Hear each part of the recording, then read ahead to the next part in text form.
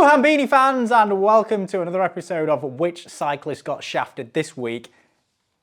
So a chap from Leeds came over and dropped this off. It is a product of the broken marketing claims or buy more crap BMC engineered in Switzerland made in Cambodia bike. Now it is a BMC Time Machine TMR01.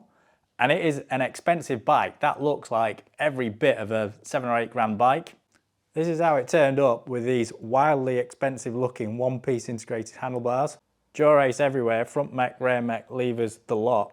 And here's a flagrant way to get around some aerodynamic rules. You fit a box in between. There's a drink bottle holder, but really you're just reducing the size of the triangle, which gives you less drag.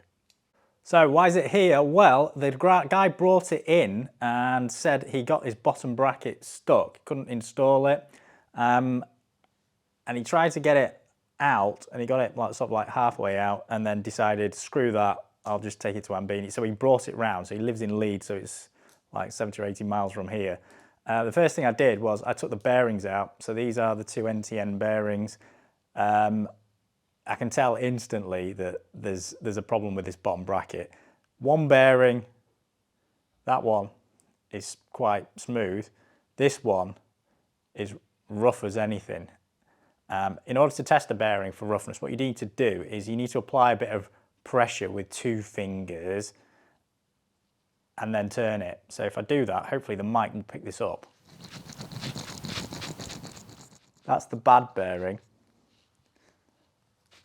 And that's the good bearing. The good bearing's basically silent. You probably won't hear anything. This is a close-up of the shell. I mean, the immediate thing you can tell is the paint on it is garbage. And it's actually come off in a perfect circle all the way around.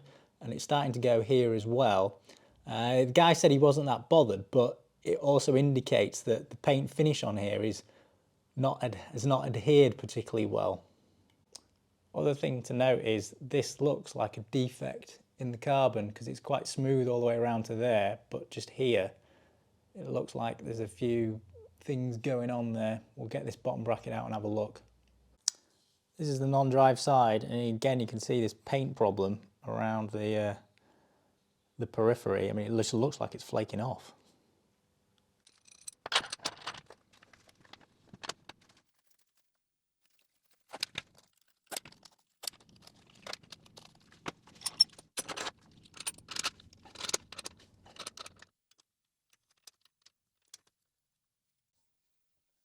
I think we're almost out. Oh, hey!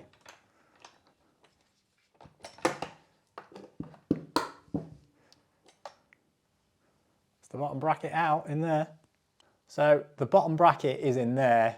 You didn't really need that length of stud. I did it for comedic effect and I couldn't be bothered to cut the stud down. With the bottom bracket removed, you can see the perfect circle of paint damage, just not adhered very well. This bottom bracket is extremely thin. In the top left hand corner it's like really thin. Down here it's much thicker. Even to the eye it's not round. The gauge, never going to go in, was it? I think this is the worst bottom bracket I've seen. It's probably like 40.6 in some places. It's a bit wider there. 40.7, 40.8. I mean, it's way undersized. In order to fix this, it's going to have to be bored. Just finished boring it. A couple of things that I did extra was I put some Belzona where the void was and then machined it back so you can't see where it was. So that's now pretty flat. The diameters are now fixed and I bored all the way through. This is the go no-go gauge. I'm going to put the no side in first and that doesn't go in. This is the go side. Now if I push that in, it will go in. I don't really want to push it any further because I'm worried I'm going to get it stuck because it's right on the nuts, but hopefully you can see it has gone in. And this is a better measure because this is a proper 3-point ball mic, so it's registering 40.98. So it is actually bang on the tolerance now. This is all set up now, so we just should be able to just do the final push home.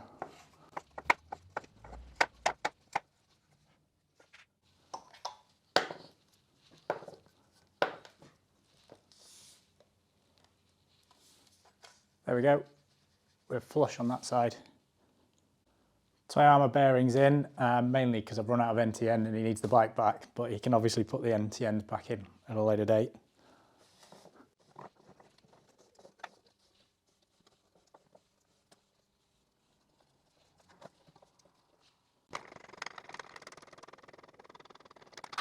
We got the frame done. It's now got the bottom bracket in, it's got new bearings, it's got new cups in, and it's working. It's not perfect, but this is probably the worst frame that I've seen geometrically, and given its hefty price tag, the two don't correlate very well. Now the warranty on this frame's run out, so unfortunately the guy probably doesn't have any recourse. However, he could go back and say the bottom bracket was undersized from new, because they're not really going to get any smaller, and then take it up with BMC. But it'll be interesting to see what they say. Right, it is that time of the show again. Everyone's favourite engineering lecturer, His Royal Highness Hambini I. Random punter gets reamed by BMC. Let's just check the pen is working. I'm sure the king checked his pen is working. I'm not even sure his pen works. Am I allowed to say that? I don't know. Anyway, by Hambini, age 5. Right, remember to look me up on Instagram, Hambini Eng on Facebook, and Patreon/Hambini. It's always a laugh on there, especially if your name's Paul Schulman and you're into head wheels. Right, disclaimer, you are not going to learn anything from this presentation because it is just a load of bollocks. It's me ranting and just taking out my engineering upsetness in the space of PowerPoint. It is just me being a tanker for 5 minutes. I'm sure that you can understand the Cockney rhyming slang. But in the spirit of, you know, trying to engage with people and keep them hooked, I have made this world-class diagram to illustrate the problem with this BMC bike, and notoriously more other brands of frames, other brands of frames. So on the left we have the pink hole, which is represented by the Clunge Dungeon, which is BMC, and it's pink. And on the right, we have my big black bottom bracket, which is black and big, and I've called that the Custard Cannon. So the objective, the name of this game is to get this into there. So, and that's why it doesn't go. I mean, there is a tolerance on this, and not everyone can take the Hambini Custard Cannon. They have to have a reasonable size to be able to take the size of my bottom bracket. Anyway, we digress. But sizing aside, I mean, this is really another problem, but this one's actually more difficult to detect, because if you take the size example, you can do that with a gauge, which you know, is quite cheap and quite easy to sort of diagnose. This is more difficult and it's exaggerated. So on the bottom left, that is angular misalignment. So you can see it in 3D there, but if I draw two boxes, let's say that's one bearing, the other bearing looks like that.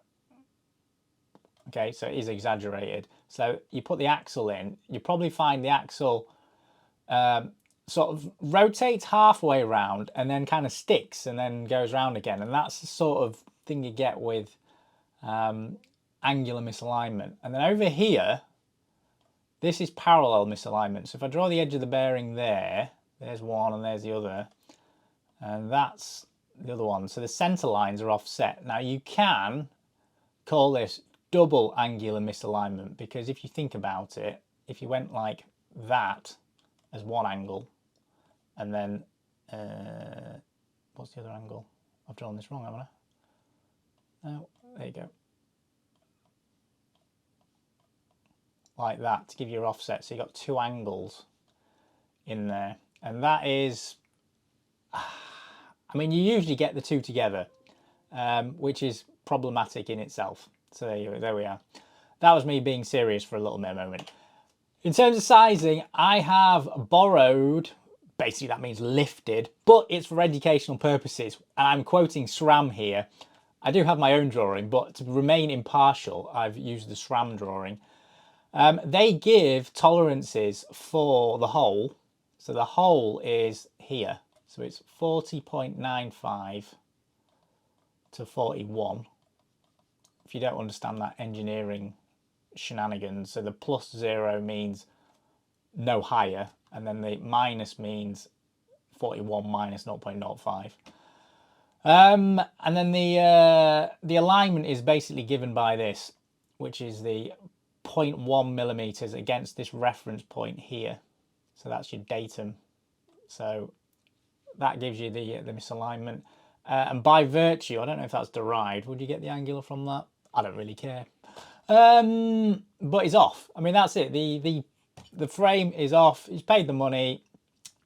I mean, I'd be inclined to go back to BMC and say, look, what are you playing at, boys? Because UK consumer law is quite good in the sense that if there's a defect that was there from the start, I think you've got 7 years until you know, as time has passed, and then you can go back to the manufacturer.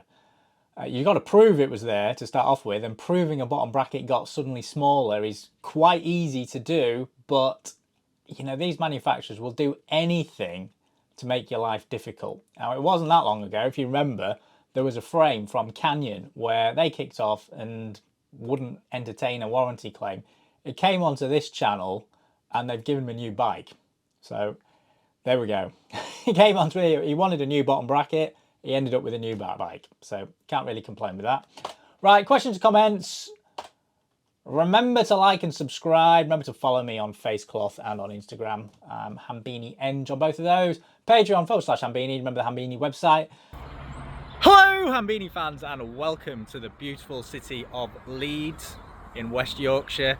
I'm at my second most favourite dogging site, which is outside Sainsbury's, look. And this is the chap who got shafted this week. How does it feel? It doesn't feel great, to be honest, but you know, Hambini sorted me out, so happy. Like, on a serious note, what do you actually feel like having spent that much and seen what went on? Because he has seen the preview video before everybody else.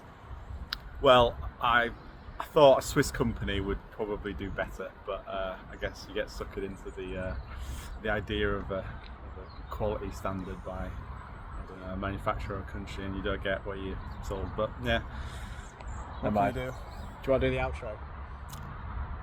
Have you got a hairdresser to bang? What's the outro again? Do whatever you want. If you want to say, you know, bang Tyrone, whatever. Leroy. I'm not sure what to say. Bang a hairdresser. What does that even mean? Right, we'll end it there. As always, keep banging your hairdresser.